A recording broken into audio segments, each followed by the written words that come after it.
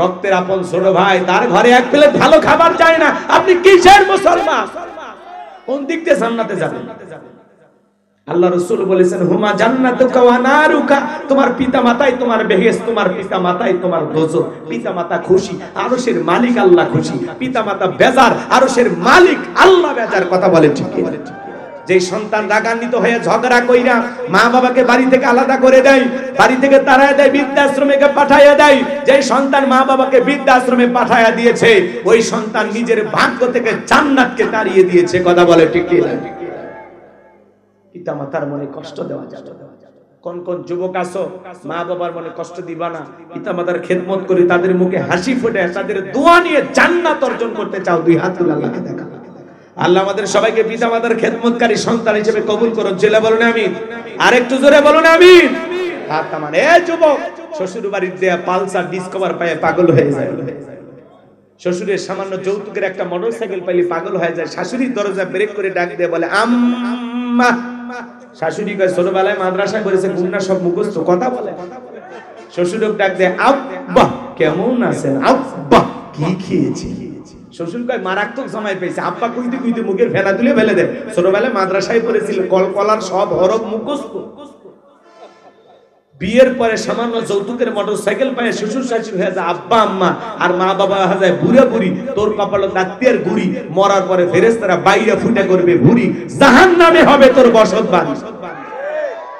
মনে রাখবা, তুমি তোমার মা বাবার সাথে যা করবা হুবহুব তোমার সন্তান তাই করবে। একটা শিক্ষিত লোকের গল্প পড়েছিলাম, বাড়িতে অনেক ভিআইপি খাবার, তেহেনি, নিরেনি, বিরিয়ানি, রোস্ট, কোনো কিছুর অভাব নাই। বাপরে বাপ, সেই ভিআইপি খাওয়া, বড় বড় রান। বন্ধু বান্ধব খাই একটা ভাঙ্গা প্লেটে কিছু একটু খাবার দিয়ে ছোট্ট ছেলেটাকে বলতেছে এটা তোমার দাদু ভাইকে দিয়ে আসে। এখনকার বাচ্চারা তো কম্পিউটার, আমেরিকার নাসা বিজ্ঞান। কথা বুঝেন না? বাচ্চাদের জ্ঞান কম, ওদের কথার সাথে বাড়া যায়। হ্যাঁ, ওদেরকে না রাস্তায় বের হন তো পুরো রাস্তায় ওর কৈফত দিতে দিতে জীবন শেষ। আব্বা এটা কি, আব্বা এটা কি, ওইটা কি, এটা কি। আমাদের তো বাচ্চা কাচ্চা আছে, কথা বলেন, সারা দিন ওই ওই এক কথা বারবার, কিন্তু তারপরে বাবা মা কখনো বিরক্ত হয়। আর বয়স হয়ে গেলে সন্তানের কাছে যখন মা বাবা বলে বাবা এটা কি, তোমারও তো জানা লাগবে কেন, তুমি কি বোঝো, মুরব্বী মানুষ চুপ থাকো। আহারে নিমক হারাম, আহারে বেঈমান, কেমনে পারো রে, কেমনে পারো, এই গাছটারে ধমক দিতে কেমনে পারো। মা বাবা হলো তোমার আমার বটবৃক্ষ, ছায়া, মায়া, ভালোবাসা, নিঃস্বার্থ ভালোবাসা দেয় পৃথিবীতে দুইজন মানুষ, আর নাম মা আর বাবা। এই দুইটা মানুষের ভালোবাসার মধ্যে কোনো স্বার্থ থাকে না। কথা বলে ঠিক? আজকে সামান্য যৌতুক পাইয়া পাগল হয়ে যাও। এই তোমার শ্বশুরের বাড়ির এক মোটরসাইকেল পায় পাগল হয়েছে, তোমারে 22 বছর 25 বছর লালন পালন করতে গিয়ে ওইরকম 5টা 10টা পালসার ডিসকভারের টাকা পিতা মাতা তোর পিছনে খরচ করছে। ভুলে গেলি স্বার্থপর, ভুলে গেলি সেই দিনের কথা। কথা কয় না কেন? প্রতিদিন বলতাম আব্বু টাকা দাও, কেন কি টিফিনে খাবি, কে দিত, কে দিত। আর আজকে বাবা বৃদ্ধ হয়েছে, রোজগার করতে পারে না, 10টা টাকা নিয়ে জিগুর গাছে বাজারে যাবে একটু চা খাইতে, ধমক দিই। হ্যাঁ, শ্বশুর শাশুড়ি আসবে বাড়িতে, বিশাল তালিকা। তারপরে বিবিরে বলে আব্বা কি পছন্দ করে, আম্মা কি খাবে, বলে দূর থেকে আসতেছে একটু কষিটা। আর মা বয়স হয়ে গেছে, যদি বলে বাবা আমি তো কিচ্ছু খাই না, একটু পান খাই, সোনা আমার যেটি পান আনবি, কেন আনতে হবে, ধ্বংস করে। পিতা মাতার জন্য ব্যথার ঔষধ জোটে না, 50-100 টাকার পান আসে না, শ্বশুর শাশুড়ির জন্য ডাব আসে। 153টা তালিকা করছে, কি কি খাবি তালিকা। কথা কর না কেন ভাই? শ্বশুর শাশুড়িকে ভালোবাসেন, আমরা বলতেছি যে ভালোবাসবেন, অবশ্যই তাদেরকে প্রাপ্য সম্মান দিতে হবে, কিন্তু তাই বলে পিতা মাতার চাইতে বেশি জ্বলে বলেন রাগ কইরেন না। ওই যে শিক্ষিত লোকের গল্পের কথা বলতেছি, ছেলেটা বলতেছে আব্বু আমরা এত ভালো খাইলাম, দাদুর জন্য এত খাবার, ব্যাপারটা কি? তখন বলতেছে তোর দাদুর বয়স হয়ে গেছে, এই খাবারে চলবে যা। তখন ছেলেটা বলতেছে আব্বু তাহলে আমি প্লেটটা রেখে দিই, ঠিক দাদুর মতো যখন আপনার বয়স হবে এই প্লেটে করে আমিও আপনাকে খাই দিব। শিক্ষিত মানুষ বিবেকের দরজা খুলে গেছে। ভাঙ্গা প্লেটের খাবার ফেলে দিয়ে সন্তানকে বুকে জড়ায় বলে, বাবা কলেজ বিশ্ববিদ্যালয়ে যা শিখতে পারি না আজকে তোর কাছে তাই শিখলাম। এই কথা বলে বাবাকে স্টোররুমে ফেলায় দিয়েছিল, সেখান থেকে নিয়ে যা 3 তলা বিল্ডিং এ তুইলা গোসল করায়, নতুন জামা পরায় দিয়ে আদর আপ্যায়ন করতেছিল। বিবি তখন বলতেছে, কি ব্যাপার এই বুইড়া ব্যাটারে আবার উপর তুলেন? তখন বলছে, চুপ, আজ থেকে আমরা যা খাবো বাবা তাই খাবে, আমরা এই রুমে ঘুমাবো, পাশের রুমে বাবা ঘুমাবে, যদি করিস বাবার সাথে বাড়াবাড়ি 1 2 3 পাঠায় দিব বাপের বাবা। বউকে বাসর ঘরে বুঝাইতে হবে, বউ পায়া খালি সেলফি তুলে পাগল হয়ে যায় না, কথা কন। বাসর ঘরে ভিডিও করে নিয়ে ব্যস্ত, সেলফি তোলা নিয়ে ব্যস্ত, নির্লজ্জ বেহায়া কথাকার। বাসর ঘরে ভিডিও করো, তোমার চাইতে ছোট লোক আর কেউ আছে? এই ঘরের জিনিস মানুষকে দেখানো যায়, তোমার বাসর ঘরে ক্যামেরা চলে কি? নির্লজ্জ বেহায়া। শোনেন, রাগ করে, আপনারা তো ভিডিও করেননি, তাহলে রাগ করবেন না। যারা করছে ওদের লাগতেছে।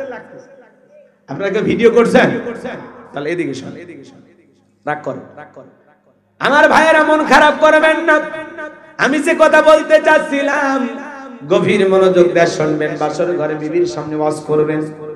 ও আমার বউ, সোনা ময়না কলিজা পরাণ পাখি, আজ থেকে তোমার আমার জীবন শুরু হয়ে গেল। আজ থেকে জীবন শুরু, আমি কিন্তু তোমার নাটের গুরু। আমি যা বলবো শোনা তাই তোমার শোনা লাগবে। আমার পিতা মাতাকে আমি বড় ভালোবাসি। এক পাতিলে রান্না হবে, জীবনে কোনোদিন পাতিল আলাদা করার জন্য হরতাল অবরোধ করে লাভ হবে না। কথা কন না? বউরে বুঝায় বুঝায় বলবেন, নামাজ পড়বা, ফরজ পর্দা করবা, কখনো পর্দার খেলাফ যেন না হয়। রমজান মাসে রোজা রাখবা, বিবিরে যতটুকু তোমার সম্ভব হয় আমার খেদমত করবা, এতটুকুই তোমার কাছে চাওয়া। চুল পরিমাণে বেয়াদবি করবা না। কোন কোন আচরণে আমি কষ্ট পাই এমন আচরণ করবা না। যেগুলো আমি অপছন্দ করি এগুলো তুমি অপছন্দ করবা না। একজন নেককার রমণীর গল্প পড়েছিলাম বাজান, ওই ঘটনাগুলো বলতে গেলে আরো লম্বা হবে, আমি ওই দিকে যাব না। আপনাদের শুধু এতটুকু বলে দিয়ে যাই, আজকে আপনি আপনার মা বাবার সাথে যে আচরণ করবেন ডায়েরিতে লিখে রাখেন যুবক। একদিন তোমার সন্তান তোমার সাথে ওই একই রকম আচরণ করবে। তুমি যদি তোমার বাবাকে একটা থাপ্পড় বসায় দাও, মনে রাখবা, রেডি থাকো, তোমার ছেলে তোমাকে একদিন থাপ্পড় মারবে। বলা ধাক্কা দিয়ে মা বাবাকে বের করে দিলে রেডি থাকো, তোমার সন্তান একদিন তোমাকে বের করে দিবে। এই জন্য পিতামাতার সাথে কখনো খারাপ ব্যবহার করা যাবে না। যারা মা বাবার সাথে খারাপ ব্যবহার করেছো, এখনো পা ধরে মাপ নিবা। আজকে যা বাড়িতে মাপ চাইবা, মারে বলবা মা ভুল হয়েছে মাফ করে দাও, আব্বারে বলবা আব্বা মাফ করে দাও। পিতা মাতা ক্ষমা করে দিলে আল্লাহ ক্ষমা করে দিবে, পিতা মাতা ক্ষমা না করলে আর সে মালিক আল্লাহ ক্ষমা করবে না। পিতা মাতা হলো সন্তানের সবচেয়ে বড় পীর। পিসাবের কাছে কমলা নিয়ে দৌড়ানোর দরকার নাই, গরু ছাগল নিয়ে দৌড়ানোর দরকার নাই। তোমার মা বাবাকে ভালোবাসা দাও, পিতা মাতারা দোয়া নাও। পিতা মাতা যদি দোয়া করে রিক্সা চালক ভ্যান চালক থেকে আল্লাহ কোটিপতি বানাইতে পারে। পিতা মাতা বদদোয়া দিলে রাস্তা ভিক্ষুক বানাইতে আল্লাহর সময় লাগবে না। 10 তলা 20 তলা বিল্ডিং এর মালিককে আল্লাহ ফকির বানায়, শুধুমাত্র বেয়াদবি করে। কষ্ট হয়, বিরক্ত হইতেছেন আমার কথা, আমি কি শেষ করে দেব ভাই? তাহলে পিতা মাতার সাথে কখনো খারাপ ব্যবহার করব না। মা বাবার মনে কখনো কষ্ট দেওয়া যাবে। পিতা মাতা যে কত বড় নিয়ামত এটা আমাদের বোঝা লাগে। মা মায়ের কোনো তুলনা হয় না, কথা বলেন ঠিক কি না? সম্মানিত ভাইরা আমার, লোকমানে হাকিম তার কলিজার টুকরা সন্তানদেরকে ডেকে বলতেছেন, আমার সন্তানেরা শোনো। সন্তানকে সুন্দর করে বলতেছেন, ইয়া বুনাইয়া ইন্নাহা ইন তাকু মিসকালা হাববাতিন মিন খারদালিন ফাতাকুম ফি সাখরাতিন আও ফিস সামাওয়াতি আও ফিল আরদি ইয়াতি বিহাল্লাহ ইন্নাল্লাহা লাতীফুন খাবীর। আল্লাহু আকবার।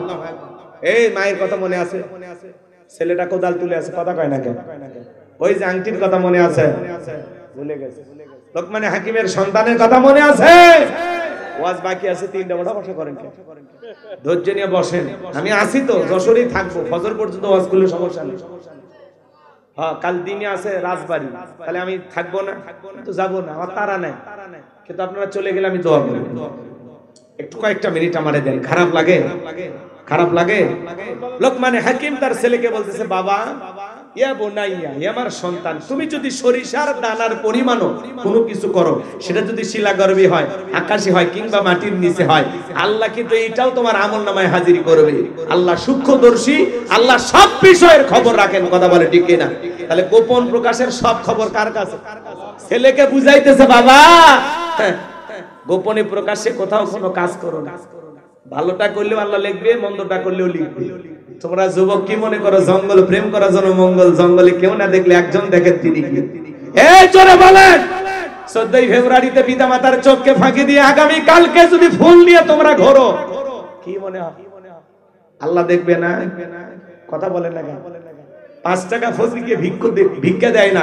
ফকির ভিক্ষা চাইলে 5 টাকা ভিক্ষা দেয় না, কিন্তু গোলাপ ফুল কালকে দাম বেড়ে যাবে। 5 টাকার গোলাপ 500 টাকা, 500 টাকার গোলাপ ফুল কিনে শেফালির পিছনে দৌড়াবে। কথা বলেন, কথা বলেন। যারা এই 14 ফেব্রুয়ারিতে বিশ্ব ভালোবাসা দিবস পালন করে, মনে রাখবেন, এটা বিশ্ব ভালোবাসা দিবস না, এটা বিশ্ব বেহায়া দিবস, নোংরা দিবস, অশ্লীল দিবস। কথা বলে ঠিক না? মুসলমানের ভালোবাসা 12 মাস, নির্দিষ্ট দিনে ভালোবাসা পালন করে ওই লন্ডন আমেরিকার লোকেরা। কারণ ওদের ভালোবাসা বুঝানোর মানুষ নেই। ওরা কুত্তে কোলে নিয়ে ঘরে, সন্তানকে ভালোবাসে না। কথা বলে ঠিক না? আমরা কি ওইরকম? আমরা সন্তানকে কাঁধে নিয়ে ঘুরি। কথা বলে ঠিক না? আমাদের ভালোবাসা 12 মাস। এগুলো দিবস বাদ দাও। কার্তিক মাসে কুকুর ভালোবাসা পালন করে, রাস্তাঘাটে দেখেন না আপনারা? হ্যাঁ, মুসল্লি নামাজ পড়তে যাচ্ছে, নামাজে যাচ্ছে, তাও দেখিস না। মসজিদের সামনে জোরাই জোরাই কথা বলতে। আচ্ছা, কুত্তের কি আদত কায়দা আছে? ওরা কি ভদ্রতা বোঝে? কার্তিক মাসে যেরকম কুকুরের প্রেম বাইরে যায়, এই 14 ফেব্রুয়ারিতে পার্কের চিপাই চিপাই, জোরাই জোরাই, বাকবাকুম যারা করে, এরা ওই কুকুরের স্বভাব পাইছে। এটা ভালোবাসা দিবস না, ওটা হলো কুত্তে কুত্তি দিবস, ওটা অশ্লীল দিবস, ওটা বিশ্ব বেহায়া দিবস। কথা বলে ঠিক না? এটা মুসলমানের সন্তান পালন করতে পারে।